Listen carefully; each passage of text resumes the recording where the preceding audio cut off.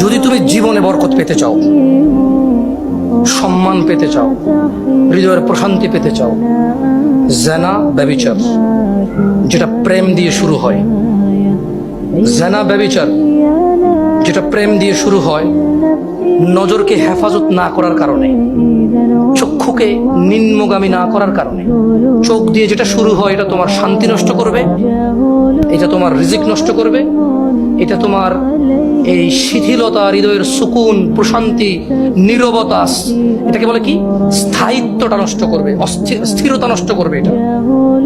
ছোট ভাই, তোমার প্রতি আমার নসিহত, তুমি কে নীল পড়ছে, লাল পড়ছে, কে ছোট পড়ছে, কে বড় পড়ছে, তুমি এগুলা মেজারমেন্ট করার দরকার নাই।